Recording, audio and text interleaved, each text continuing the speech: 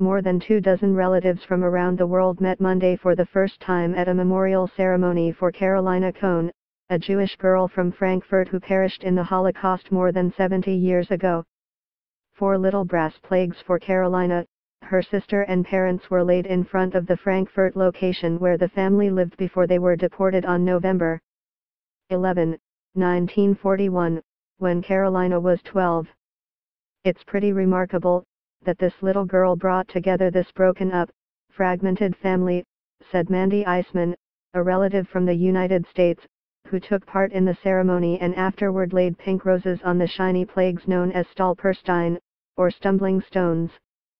The story of Carolina's life and death had been all but erased by the Nazis, until archaeologists last year unearthed a silver pendant engraved with her birth date and birthplace at the grounds of the former Sobibor death camp in eastern Poland.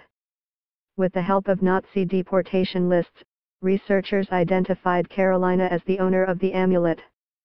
It's almost identical to one belonging to famous Jewish diarist Anne Frank, though it's not clear if the two girls knew each other.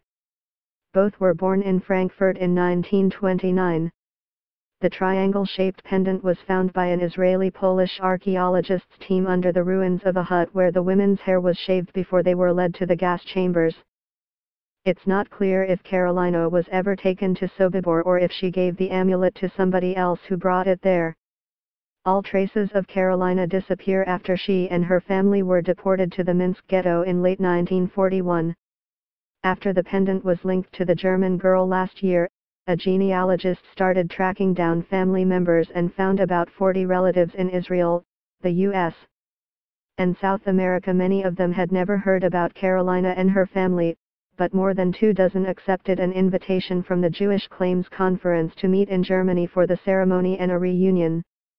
It's a heartwarming emotion to meet family who were strangers to us before today, said Barry Eisman, Mandy's father. But it's a heart-wrenching emotion to know that Carolina and the entire family perished in the Holocaust.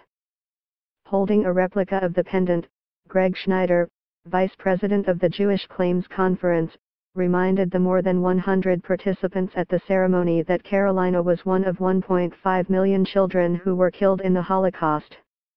It's almost too painful to think about what was done to this girl, he told the Associated Press in a phone interview Sunday.